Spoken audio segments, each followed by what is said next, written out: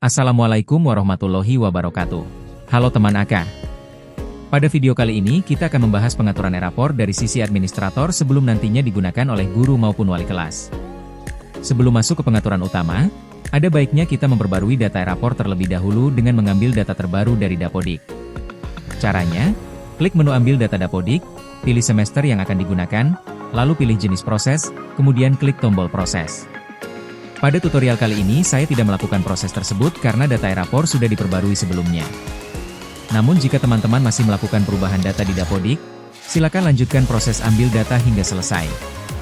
Jika berhasil, aplikasi akan logout secara otomatis. Silakan login kembali untuk melanjutkan ke tahap berikutnya. Selanjutnya, klik menu data pengguna, lalu pilih generate semua pengguna. Tunggu hingga proses selesai. Setelah berhasil, akan muncul notifikasi yang berisi password akun guru dan siswa. Simpan atau catat password tersebut karena akan digunakan sebagai password default saat pertama kali login.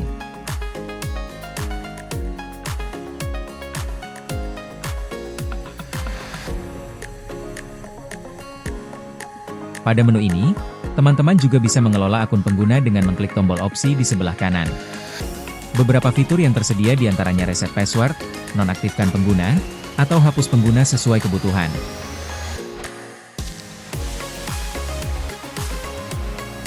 Selanjutnya kita masuk ke tahap inti, yaitu menu data referensi. Kita mulai dari submenu data sekolah. Pada halaman ini ditampilkan informasi dan identitas sekolah yang digunakan pada e-rapor. Yang biasanya perlu disesuaikan adalah nama kepala sekolah, karena seringkali gelar belum tercantum. Untuk mengubahnya, klik Edit KS, tambahkan gelar pada nama yang sudah tersedia, lalu klik simpan. Selanjutnya buka submenu data guru. Pada menu ini, teman-teman dapat melengkapi data NIK dan gelar guru. Caranya, klik tombol edit gelar guru, lakukan perbaikan data yang diperlukan, kemudian klik simpan perubahan.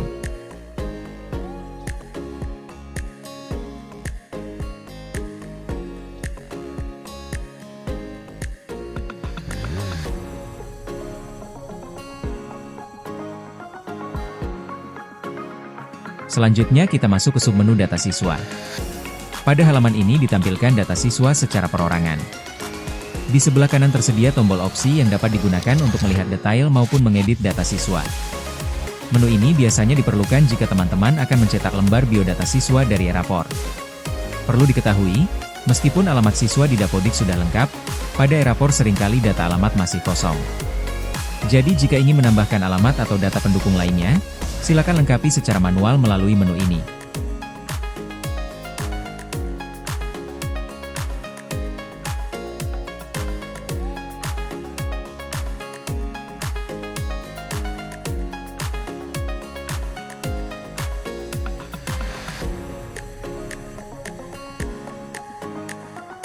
Selanjutnya kita masuk ke submenu data kelas.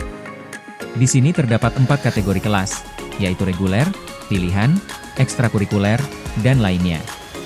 Pada tab kelas reguler, ditampilkan data kelas beserta jumlah siswanya. Jika data kelas yang tampil tidak sesuai, silakan lakukan perbaikan melalui Dapodik. Namun jika jumlah siswa tidak sesuai, misalnya masih terdapat siswa yang sudah keluar tetapi datanya masih muncul, klik tombol anggota pada kelas yang dipilih, lalu hapus siswa tersebut dari kelas.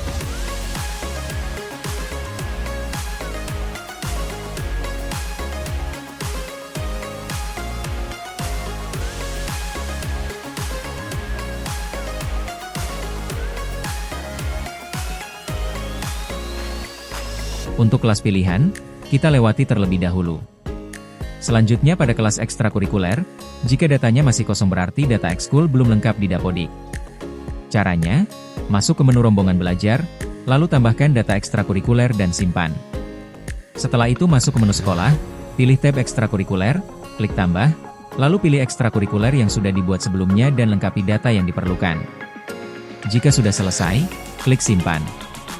Apabila ada perubahan data ekstrakurikuler di Dapodik, jangan lupa lakukan proses ambil data Dapodik kembali di e-rapor.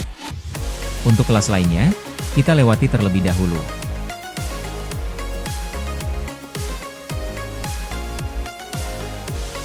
Setelah login kembali, silakan cek kembali submenu data sekolah. Biasanya gelar kepala sekolah yang sebelumnya sudah ditambahkan akan kembali hilang setelah proses ambil data Dapodik. Selanjutnya masuk ke submenu data mata pelajaran. Klik edit mata pelajaran untuk mengatur nama singkat mata pelajaran serta menentukan apakah mata pelajaran tersebut akan ditampilkan pada transkrip ijazah atau tidak.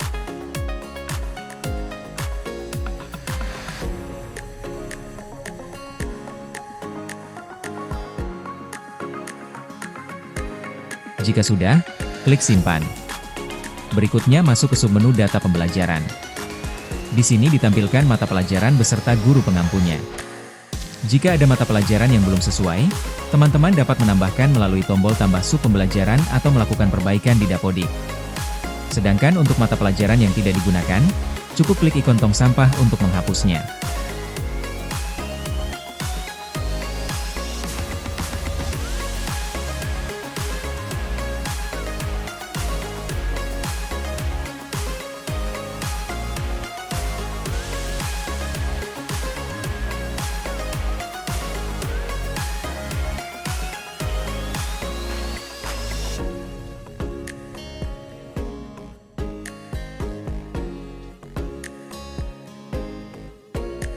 Selanjutnya masuk ke submenu data ekstrakurikuler. Di sini ditampilkan data ekstrakurikuler yang sebelumnya sudah dibuat pada menu kelas. Karena tidak ada pengaturan tambahan yang perlu dilakukan, submenu ini kita lewati. Berikutnya adalah submenu kelompok mapel. Pada contoh ini saya menggunakan dua kelompok, yaitu mapel wajib dan mapel pilihan. Silakan sesuaikan dengan kebutuhan sekolah masing-masing dan pastikan status kelompok mapelnya aktif. Kemudian klik simpan perubahan. Selanjutnya masuk ke submenu mapping mapel. Pada menu ini, mapping dilakukan untuk setiap rombel. Silakan sesuaikan nama mapel lokal, pilih kelompok mapelnya, lalu tentukan nomor urut. Nomor urut ini akan menentukan posisi mata pelajaran pada rapor cetak. Jangan lupa klik simpan sebelum berpindah ke rombel berikutnya.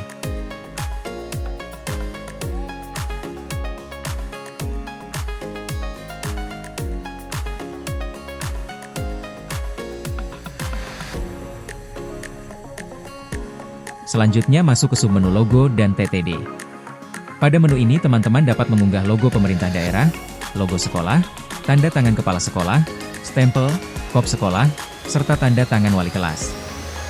Untuk tanda tangan kepala sekolah dan stempel, biasanya dibuat dalam satu file. Namun jika ingin menggunakan cap asli saat mencetak, cukup unggah tanda tangan saja. Ukuran yang disarankan: logo sekolah dan logo Pemda, 200-200 piksel. TTD kepala sekolah dan stempel, 325-175 piksel. Kop sekolah, 981-262 piksel. TTD wali kelas, 322-180 piksel. Format file dapat berupa JPG, JPEG, atau PNG. Namun PNG lebih disarankan karena mendukung latar transparan. Ukuran maksimal setiap file adalah 1 MB. Jika tanda tangan kepala sekolah atau wali kelas akan menggunakan tanda tangan basah, maka file tanda tangan tidak perlu diunggah.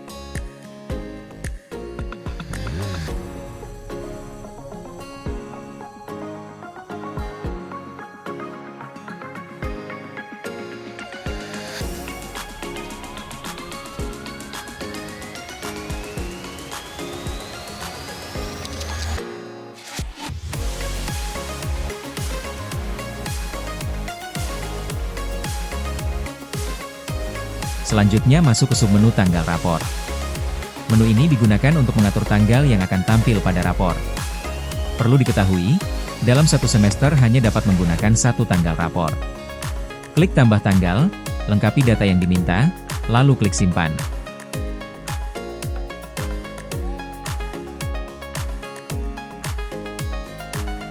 Terakhir adalah submenu foto siswa. Menu ini digunakan jika teman-teman ingin menampilkan foto siswa secara otomatis pada lembar biodata. Caranya, klik reset dan upload massal foto siswa. Pastikan seluruh foto siswa sudah disimpan dalam folder yang disediakan dan nama file fotonya menggunakan NIM masing-masing siswa. Selanjutnya pilih ekstensi foto yang digunakan, lalu klik proses dan tunggu hingga selesai. Teman AK, sampai di sini pengaturan dasar rapor sebagai administrator sudah selesai. Selanjutnya, pastikan guru dan wali kelas dapat login menggunakan akun masing-masing. Insya Allah pada tutorial berikutnya kita akan membahas penggunaan Erapor untuk guru mata pelajaran dan wali kelas. Semoga tutorial ini bermanfaat.